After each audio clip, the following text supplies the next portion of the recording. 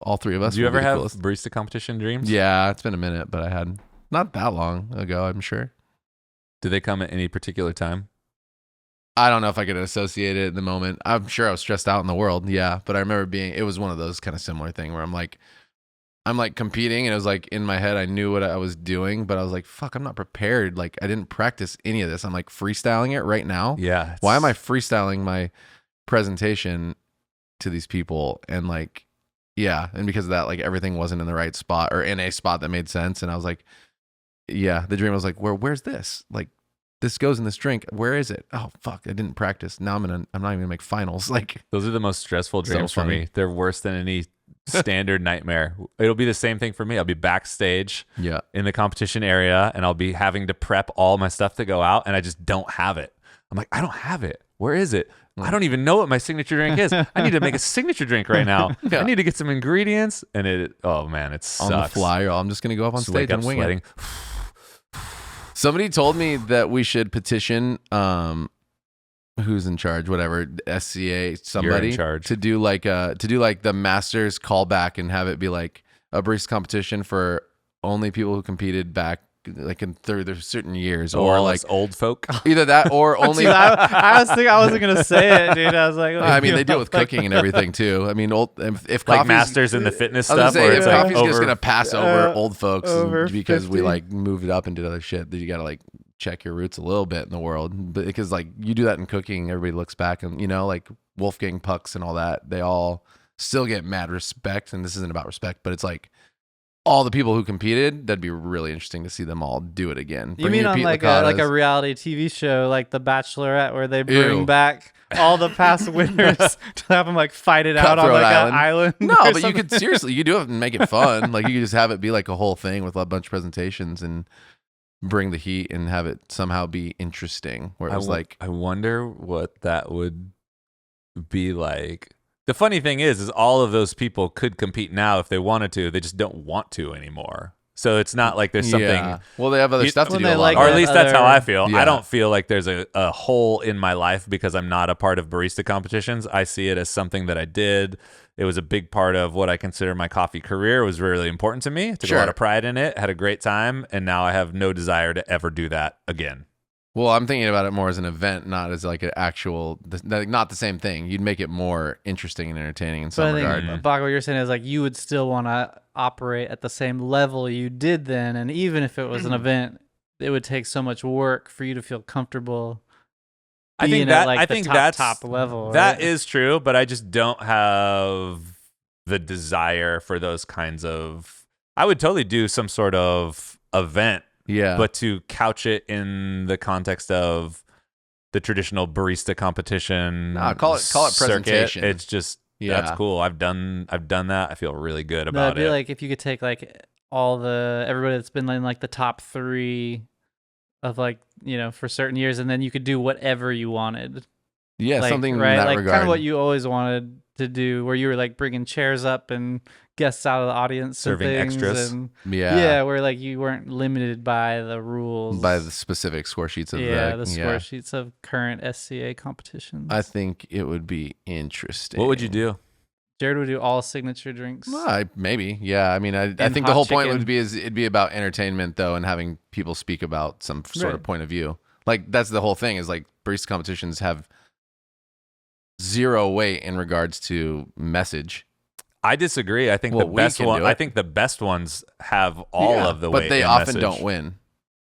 So I agree with you. But the whole point wouldn't be about winning, it'd be about sharing the message. And so it really come down to like who has the really inspiring and special thing to share, not just like did these judges taste this stuff and did it hit the score sheets? That's where I'm going with this. Like it'd be really interesting for people to come. I just imagine you guys would want to create some form of experiences for people. Well, I hope a lot of people would. That's kind of the point. Is I'd want to see all these people who are doing it, who have moved over or on or whatever you'd call it, come back and share something with the world, some perspective, some approach, utilizing the thing that if they're still doing coffee. Hey man, be the change you want to see in the world. Oh man, if you want to do an event, I will support you. Yeah, we'll you just have to get all those people. We'll drum up you the press. Get enough I believe enough people to come to Santa we could Cruz. get enough people to or at SCA. Oh, at SCA, yeah. If you did it in an event right, at SCA, you could do it you as could an do that event for at sure. SCA, right? Yeah, and like a one-off side piece. Where's it at next year? We're taking our Nowlands? whole budget of maintaining our cafes next year. We're not. And That's what I'm instead of saying. that, How could we do we're that? gonna put on an event. Is it in New fun. Orleans? No, Baca, you know where? Oh, no, it's in where is Houston. it? Somebody told me it Houston. was in New Orleans. No, it's in Houston. Someone told me that. 1,000,000% it's in Houston. And know I what was I'm very talking about. happy for a second, but maybe it's a lie. I thought somebody said It's it in different. Tejas. Is it? Yeah, Houston, which is great. We'll lock in with somebody. I'm still curious Maybe I'll as to call what Tiger. your Maybe I'll call presentation Tiger. would be about. But that's not how I think about it. I think about what would be like an impactful and interesting thing, and it's all of the. Well, that's what I'm It's asking like getting your Heather Perrys and your Pete Licatas and your Glenvilles and your just like that old guard people and showcase what they've learned or done or seen in some regard and have a point of view on it. Almost like Right, but I'm asking you, what have you learned? like in literal life. No, I'm saying like because you're a part of that group. Like it's not like you're not part of that group. Yeah, so but I think I have like a bunch of different shit that I'd be interested in. You'd have to like kind of think about it, You and gotta hone in on what you'd want to stew talk on it about for a in the little bit. moment. Yeah, because Yeah. there's a bunch that you could talk about. I mean, there's a bunch of things offhand I hear people talk about, and I'm like, I wonder. There's like deep layers to ideas around. Like I wouldn't probably speak about this, but even like the concept of systems in your company, it's like a lot of people would think they're over corporate or they could be too box checky and so on and so forth. But then you could speak about how if you wanted to theorize why systems matter, it'd be really to take the energy out of all of the shit, and especially coffee. If you're trying to do a cafe that matters, there's a lot of things to focus on. So you're trying to take as many of those things and make them leave the mind so that people can really engage in like building experiences and make their days easier and actually give them an easier work environment. And a lot of people wouldn't see systems that way offhand. They would see systems as tedious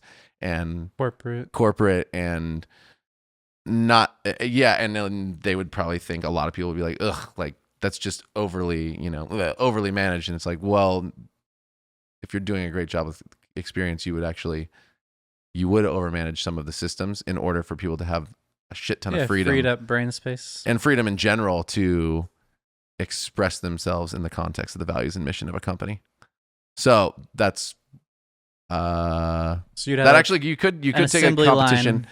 Well, no, you could take a competition and you could like literally walk people through the systems that you use to do that, but you could also use a perspective. You'd share a perspective on why it was valuable and talk about maybe a company like ours getting larger because of the ability to integrate systems and speak to all the up and comers who have all these dreams about how they can have the coolest cafe ever, like we used to think, and you can do this, that, and the other, and you have all this shit, and then it's like they try it and they struggle because it's hard to repeat and or it's not taught and there's no systems or training or whatever. You can see where I'm going with that, but there's a lot of up and coming businesses that fail. There's a lot of talented people who want to do shit. And anyway, so that's one thing that just came to mind right now off the top of my head. So I'm just like literally the presentation spitballing. that I can expect from you is on how systems are the pathway to freedom. Not and not a ball and chain. Yeah. And not a ball and chain to hold you down. This is great. I Yeah. can't wait And then somehow I'll build something so that whoever is judging and participating gets familiar enough with the system, and they're so distracted by how easy it is, they're not even paying attention, that all of a sudden they've done something really special in the end for themselves. I'm like, look what you did. I'm so proud of you. Look what you did. Look what you did. Go out there and share it with the world. And all of a sudden they've got a haiku on the table they wrote themselves, and they got some puppet, and they created a sig drink that just makes the world a better place. I don't know. Anyway, that's one thing. First hot chicken pop-up. Nice, dude. Yeah. We got an arc of things for Jared's career that we need to get going. Yeah. Presentation pop-up. Got a lot of fun things for you guys right there. This is how we get you to commit to things. Yeah, we just peer pressure you during the podcast. It's not even our idea. It's your idea. We're just trying to help you live your best life. That's all this is right now. Trying to get it all done for you, bro. Who would you be the most excited to see if there was some sort of master's competition presentation competition? I don't think I actually would have an individual. The idea of getting a bunch of people together. You could make it teams. It's called the Avengers. The Avengers. The Revengers, as Thor would say. Or Deadpool, he put together a team. You just want X-Force. You just like dabbling in time travel a little bit. No, it's dabbling in putting together a community. Like that's nostalgia. What it is. I mean, and you get when you're a business owner and you're in this little group, you don't work in community so much. Like externally, you don't. When we were doing all of that shit, you're in a group pretty consistently and you're always communicating about what's going on, checking in with people. It's like when you didn't work with me, and then Wilbur and Devin Peaty and Brent Fortune and Heather Perry a bit. There's like this squad, Lila back in the day. There's just all these people. You'd get together and you'd talk about you'd get into it. And I think that's how it evolves. And that is still happening out there. Mm-hmm. But to get all of these kind of people together who have similar experience too would be awesome, and see what would come of it. I think that's something that always came out of all of those experiences, is that everybody gets inspired and some sort of evolution happens. And I think that is still happening. But what I feel happens in our industry is that every time there's like changing of guards, and then it's just like, it's sort of evolution, but it's not unified evolution like it could be. Well, I don't know if that's true. It's just like a sense. Part of that I think is because our industry is growing so much as well.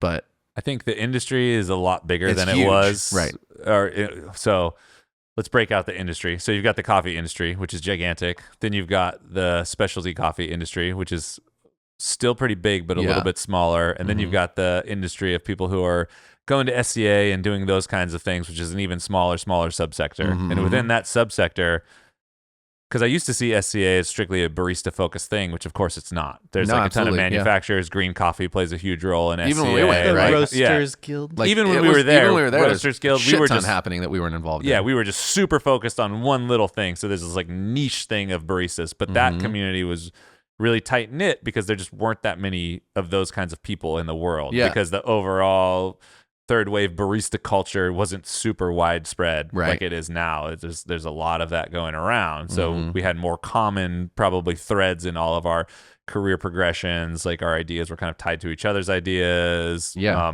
A lot hadn't been executed yet. Yeah. And there were only a finite places where you could engage. And that's just not true with like every culture anymore, to where you've got a bunch of different ways that you can engage with competition. There's the SCA competition still, but there's also different competition circuits with different ideals and different metrics of success. There's like, social media changed everything for us. There's a bunch of different ways to communicate where you have these people who you can create communities, have influence, teach, and connect in ways where you never actually have to show up somewhere if you don't want to, but you still have these solid communities. So there's like these different waves of culture happening and they're at all the same time. Specific and they're perspective based too, some of them. Right. And that's awesome. Exactly. Yeah. There's not a cohesive through line through all of them. Which actually is great. I love the idea of all the subsectors, but I still think that there is a lack of general unity, and I know people are trying in their own regard, but I mean, it's going to be challenging no matter what. But it is, I guess, to your point, there is a little bit of memory lane in that, like go back into time in that way, but it's more related to people coming together to make like a overarching thing better. And I know people are trying now. There's just so many mixed opinions that it seems more challenging to do so. Yeah, I mean, I think it's depending on what you want to get out of it and where it's going. So for barista competitions, like one of the things that I can draw a direct line to and from during the era in which we were competing. So that's the crow flies. From 2006, the last time I competed was 2012. Yeah. And that was a very formidable era for this relatively young third wave specialty coffee barista focused movement. You've got a lot of things changing in a relatively small industry. So one of the things I can draw a complete line to is just equipment. Like through chasing better in competitions, equipment started to evolve as a direct response of baristas saying, hey, we need this. Sure. Something as simple that we take for granted now, like a doserless grinder. Right. You've got your tech score sheets, and everyone's figuring out how to optimize the whole score sheet. So if you've got even a couple grams of coffee on your work table, you're going to get dinged for it. You're not going to get that 6. You're going to get a 5 or a 4 or whatever. And there's like, okay, cool. How do we get rid of this crap? So people started messing with doserless grinders. That was at the same time people started adding timers to grinders. Right. It's like, how can I perfectly control my dose without having to turn the grinder on and off? Because maybe I don't spill coffee, but if the tech judge looks in my grounds chamber when you have the flappy paddle wheel, you might have 15 grams of coffee just sitting there because you didn't physically turn the grinder off. So you end up with all of these hacks that are driven by competition because I want to get a 6. Because at the end of our era, when all those things came to fruition, the tech score sheet almost didn't matter because everyone was getting 6s, perfect scores essentially on all those things, or you're not even in the game. Yeah. Like you have to have that stuff. And then those things go into play into cafes. Tactile and flavors. Oh yeah, you know what I mean? So like those things weren't built necessarily for cafes, but now everybody who's, riding that wave, it's like we all have doseless grinders now. We have grind by weight. So there are these things that are direct responses from them. And then I don't know what the things are happening. I'm not sure what the impact is now because I don't pay attention at all. I don't know what the industry improvements or like byproducts are. Another one of the things is like green buying was so not advanced when we started, and it was slowly getting better. And I feel like 2010 was a what do you call it? Like this big kind of come out year. Yeah. So the first competitions that we were in, it was really rare to have people talk about coffee producers and specific origins. So that came to be when we were competing. Right. For perspective, people would compete with Hairbender and say to the judges, which is a Stumptown blend, by the way. It's a Stumptown for blend. Who doesn't know? Great name. Just the blend name. Yeah. People would not know what's in there. They're like, I think it's a 6-bean blend. I'm not sure what's in it right now. And that was kind of this closely guarded secret. So you've got some of that, and then you've got some, those pulp naturals from Brazil, like the Deterra reserves were popular. Some of the stuff that Andrew Barnett was bringing in. But it was really rare to get a producer's name and specific coffee details. And that was something that we started to push forward through that time. And then 2010 was the first year that I can think of. Mike Phillips had insanely fresh crop coffee flown in, like new harvest, and it was, I can't remember the pricing on it. Like legend was, it was something in the ballpark of $100 a pound green, some really, really special coffee. And that was kind of unheard of at that point because everyone kind of had a menu, and you'd maybe buy something special, but you're still kind of working with importers, or we had a relationship with Wilfred Lamastis at Verve, so that was early. Alita was that for me. Right. Great story, like super good memories. But then he like kind of Mike raised the bar, and they're just like, oh, we're flying in fresh crop coffee that costs $100 a pound. Okay, the game is just fucking blown wide open. Right. That was like a crazy year. I was so pissed that year. I was so fucking mad because But now that's just everybody. I got second place, and Mike had won the year before. So they're calling down the top 6, and then it's just me and Mike Phillips sitting there. And I remember thinking, yes, I won. There's no way this dude won 2 years in a row. That shit just doesn't happen. And he did. And I tasted his coffee, and it was delicious. Like, it was really, really good. Like, and he's an amazing competitor too. Yeah, like, fresh coffee aside, like he's a great competitor, no doubt. But so there were these things that were happening. So, one's equipment, one is green coffee buying, and those things are spurring more awareness. And now you just kind of got to level up. And the thing that I always loved about barista competitions and why I loved to compete in them was when you get something happening at that level and it trickles into the cafe, that feels really nice. That's where it's special. Right. So if you can kind of push the industry forward in that way, and now we all know that this exists, and sure, maybe those things aren't accessible for everybody, but not every company can say like, yeah, dude, we're fucking dropping this much quiche on green coffee. It's like, we got a lot of smaller companies. Everybody's got a budget. But I that was really fascinating to me. I loved seeing that progression, because by the time we got out of the game, compared to the time we got in the game is a completely different game. Yeah, no, completely. You know, and now that's now's cool. the same. Yeah, so super special time. They seem to be focusing a lot on precision in competitions now, and all the details that will go around. You know, everything being accurate to description, and so they're using the spray to bring down electric. What is one? Static.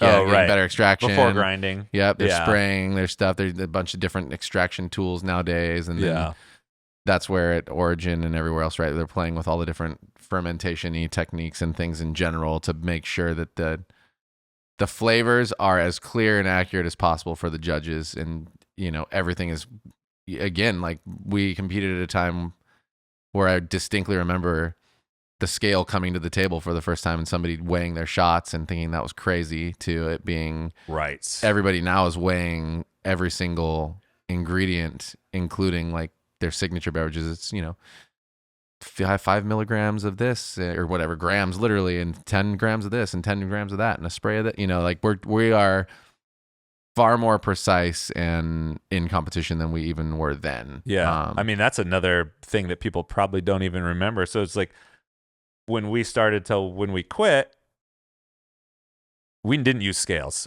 at all when we started. And it was almost,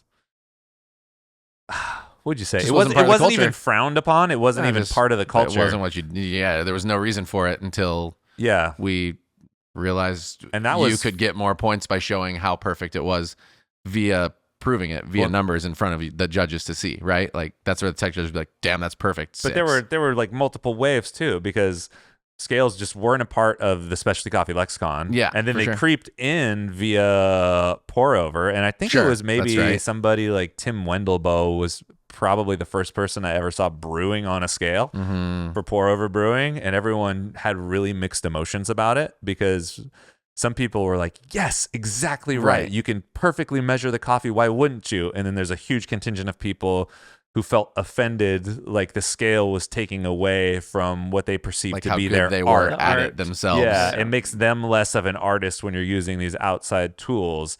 So scales and shot timers weren't a thing. And shot timers you could actually get unofficially docked for. Yeah, some of the judges would frown upon. They would frown upon you using wanted you to just know. Shot timers. You were supposed to know, which made training really interesting, because once those two things started coming around, it was like, I remember going into the lab and I would have barista competition training sessions where I wouldn't actually pull espresso. I would only focus on dosing. So I'd have a scale and my grinder, and it was at that era, scales were coming in, but it was frowned upon using them on stage. Right. So you practice with them. So I would practice. So I'm just like, I loved this turning game. on, clicking or rotating, and then just redistributing and weighing. Yep. And then I Can found make it perfect? You can get really, really accurate. We sure will. Within a tenth of a gram, plus or minus. To both of us, yeah. 0.1 grams plus or minus, if not perfect, every But it was time. hours. I would do that for a couple hours. So I'm like, cool, that's my session for Tuesday. I'm just only practicing dosing, didn't brew a single espresso. Yeah. And then so good to know in your body that you are pushing down, you're tamping coffee, and you're all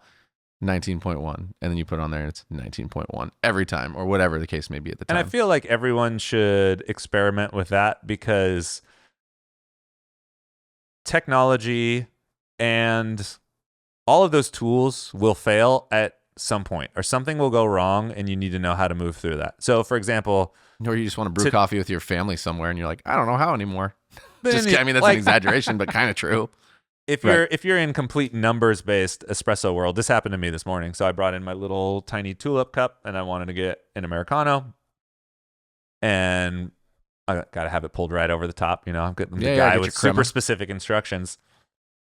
Shot goes in, hit the brew button, coffee's weighed out, everything's perfect. And I saw the coffee come out and I'm like, that's a channel. It was just weak, watery. So it was really good, because it's a new barista. So we got to have a good conversation about what good visual feedback is for something. Like, even though we've weighed out the coffee, we've tamped it, we think appropriately. It was a bonk on the group bed, I think, when we were going in. And then just to do it back to back and see that. So if you don't have that outside of the quote unquote numbers skill set, you can have things where I did everything right. Everything weighs what it's supposed to. You can have inputs and outputs way accurate and have the coffee still taste disgusting. I'm doing the work. Right. Yeah. Doing the work. So what about Bob? So anyway, there were these waves. I remember having that Flavor Flav doll on the espresso machine. I had a Biggie one, and then I had a Flavor Flav one. The Flavor Flav one, I put a big clock on, right, like a pocket watch, because he wore the big gold medallion. Cheat and code, it was a hack. It was a cheaty shot timer. So from there to scales being accepted, to scales being the norm, and a lot of that stuff obviously got adopted into the cafe, rightfully, right? As well, totally makes sense. It's this ongoing evolution of making things more and more accurate. So, you can see how that stuff definitely is changing and affecting the culture, because the things that they're doing, so from what you're describing, like I said, I haven't watched, the things that they're doing aren't as common maybe in businesses like ours, but you see a lot of it in the home barista market. Yeah, exactly. Absolutely. Which is seems to be a big market right now. People have an interest in specialty coffee at home. I mean, and more power to them. I actually think it's going the other way, though, to be honest with you, now that I say that. Where are you going other way? I think the home barista market is impacting the competition circuit. I think a lot of those things like the water droplet spraying and the like WDT is definitely a home barista invention that's getting adopted into the cafe and not the other way around, which like the Weiss distribution technique was, that was around the dude whose namesake it is. Right. So if you have, do you know what WDT is? So a WDT is basically a coffee distributor. So we use the Pullman chisel type distributor. So WDT is the one you see that look like acupuncture needles. Hell yeah. So there's this dude on the coffee forums way back in the day, and I can't remember if Weiss was his first or last name. He used to stir his coffee with a paper clip. He's just a home barista guy. So it was dubbed the Weiss distribution technique, WDT. And that was kind of almost popular in the early 2000s and then just kind of fell off for the third wave movement for whatever reason. And then as of late, it's been, the past 5 or 6 years, the whole idea has been resurrected, and now it's a big thing. And now you have people like S-Works, and everybody makes some sort of super fancy WDT. It's like, I got one at my house for the Linea. There's one over there. So it's really interesting to see how you've got the home market maybe affecting the competition circuit, whereas before the competition circuit was driving some of those things. So I'm just looking at trying to, you like sparked it, dude. I'm really good at sparking. Jenswen sparked it up. I was just wondering, like, to your point, what are people who have competed and done well? Like, what are they sharing on their socials, and what is there any through line in terms of trending? And there kind of isn't anymore in that regard. And everybody's kind of doing their own thing in different ways, and that's fine too. To your point, social media has made every person have a voice, and that is what it is. Just that's what they are, and so you get followed by way of, I guess, popularity in some regard and what you have to offer, and that's just a thing, because we have barista world barista champions, many of them who are not popular, quote unquote, on the internet, right? And like, you have those flashes in the pan of being there and that, and then it's different in the world. So it's this year, I was interesting to think about like what directly has come out of competition, and that's something that is harder and harder to answer because of social media, i.e. everybody can access score sheets. A lot of people can get trained by people who have been there before, right? You can go hire team from Black and White to help, and they do a great job, or team from Onyx to help, and this is like, or teams from St. Frank. Like, these are the people who are pretty consistently in the top, or Dune, right? Kay and like Folk. There's currently some known coaches that seem to have consistent credibility in helping get people towards the top of that ladder. And then the people are just kind of, they're all very, very different. You go on and you're like, yeah, okay, they competed, they got notoriety, they're known now, and you have the range from whatever, Frank Law, who's awesome and owns his own business, is doing what he's doing, and then Morgan, who's got who's one, right, and has like millions of followers on Instagram and TikTok and whatever, and they both have completely different approaches to doing something in the same industry. But it's usually like a launch pad to some type of business. I don't know, because I mean, Morgan was famous before barista competitions in terms of internet coffee stuff. Yeah, I'm more in my head just thinking about like it is just a different world and a different game. It's truly people, I guess, get to pick and choose what they get behind in that regard, and competition isn't so much. It does give you a pedestal, right? You get to be seen and known in some regard. Yeah, but what you do with it is completely open and different than I think it.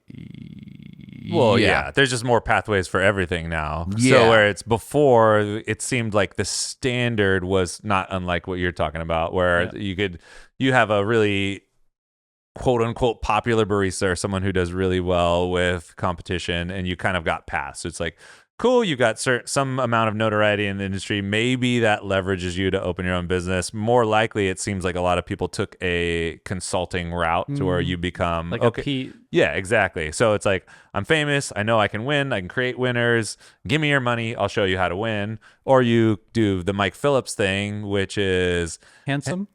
I mean, he did that, but I think ultimately he's using his expertise in seems to be a better. Handsome's the worst coffee company that ever existed. Yeah, I'm like straight up. You just want to talk about how to get canceled. Like if you tried to do that right now, it'd be so in trouble. It's so hard on it. So next level. You said it, and I was like, oh my gosh. But he's got a proper career at Blue Bottle, right? Yeah. You know, I don't know exactly what he does, but his.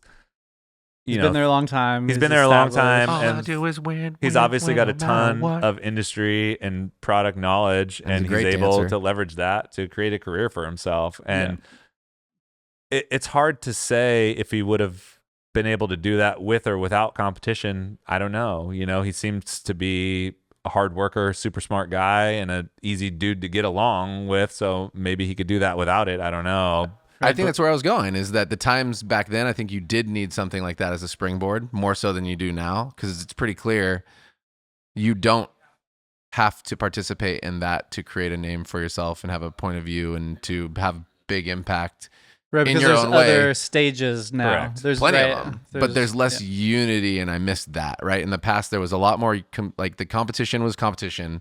You were definitely up in each other's business, but you were also I was so appreciative of the crews, like the big group of people. I liked meeting everybody. I liked people coming together to almost pursue something together. And that's, I think, what I miss the most is that, but sure, we're doing something and everybody is doing something and they're getting small groups theoretically to follow them and or participate. That's awesome. But there's less of that unification. But don't you think that unification, don't you think that feeling is there for the people who are still participating in those things? Yeah, it's just smaller groups, probably.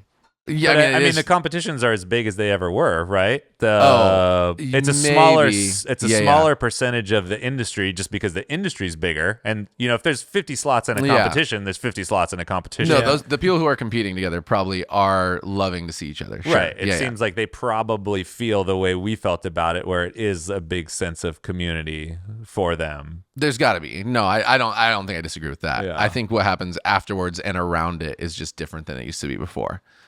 And that feels pretty distinguishable to me. Because it's like, what do you do with?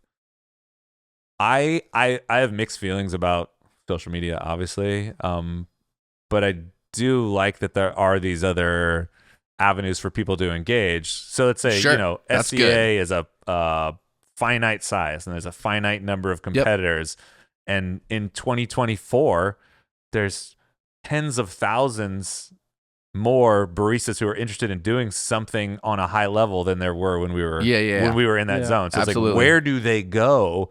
No, they got to follow somebody now to now there's a bunch of different places where they can engage and find and connect on the things that are important to them about specialty coffee. Mm-hmm. And that part's cool. That is cool, because the competition was a bummer for me, because when I decided to not do it anymore, the biggest reason was I didn't see the barista's day-to-day world being reflected by the competition. Sure. The competition seemed like it favored people who weren't day-to-day baristas and who were more in that sounds derogatory, but we'll say like show pony, so to speak. Those are the people who seem to be more of the people who are taking home the trophy. And I didn't like blue collar barista guy. Yeah, white collar baristas. I like the idea of a barista for the people, someone who actually works bar and does well. And I had beef with that, and I felt that competitions and the people that put them on can choose whatever metrics they want.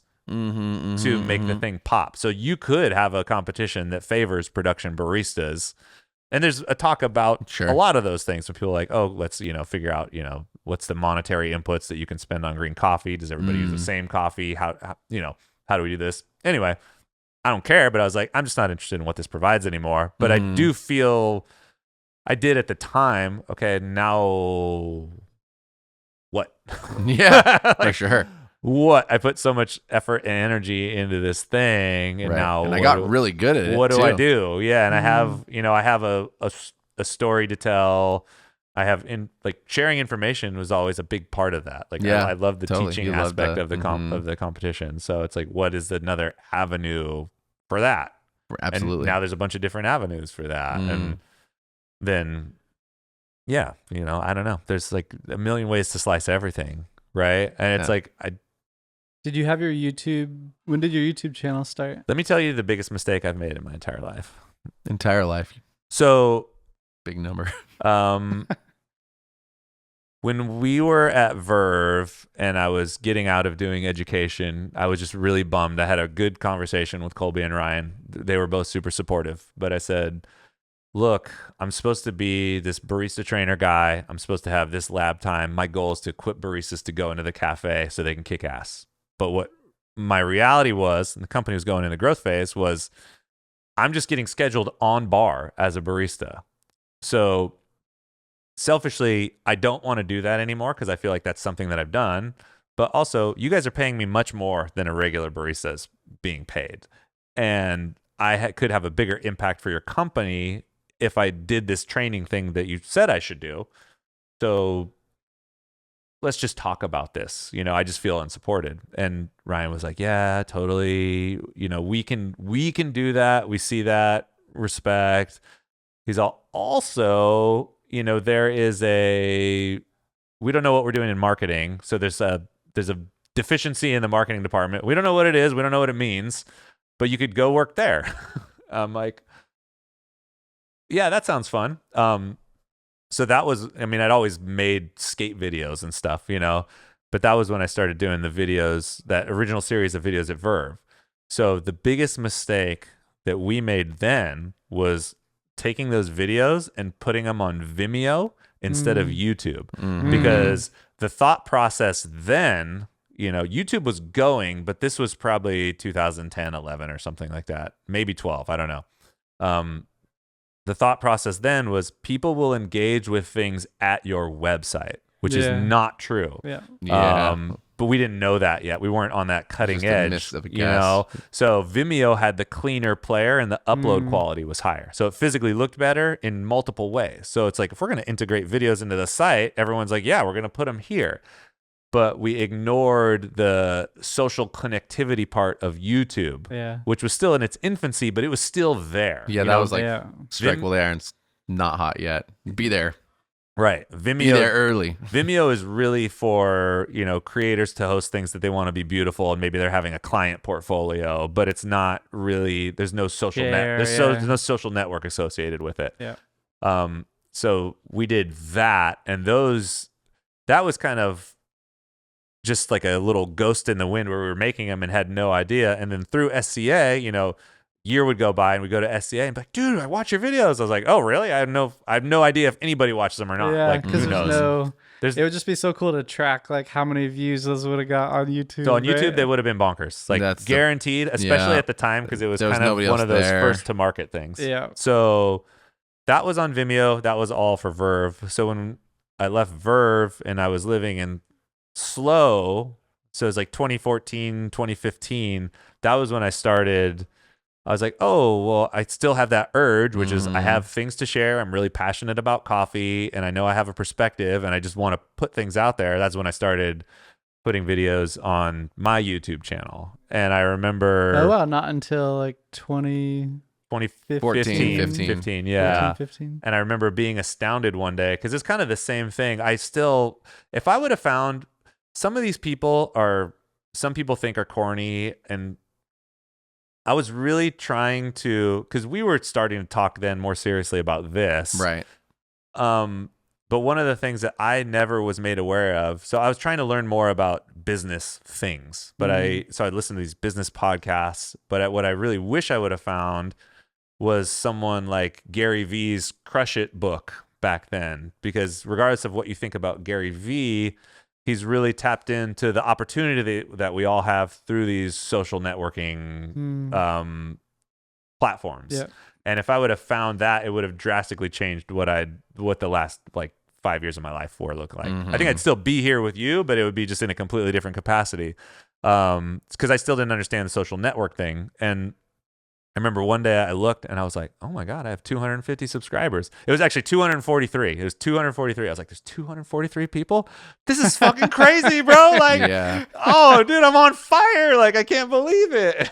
And that was when it started. And then it wasn't till a little bit later where I was like right before / when we started this, I was like, oh, I'm going to do a video a week. A week. That's what it was. And then I stopped probably our mid-second year of business because I couldn't figure out how to balance. And I wish I would have kept going. I wish I would have figured out some way to keep it going. Because the year, I can't remember what year, I won a Sprudgie for best video. Yeah, totally. And it's the same year we won the podcast, right?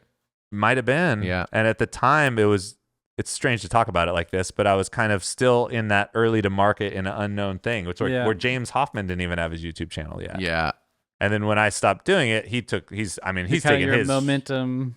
My momentum waned and he skyrocketed. He does really well with whatever he does though. And it's clear he puts a lot of time, money, and effort into what he does. I think that's one of his brilliant things. Obviously he's a smart guy, but he knows what it means to commit to a platform.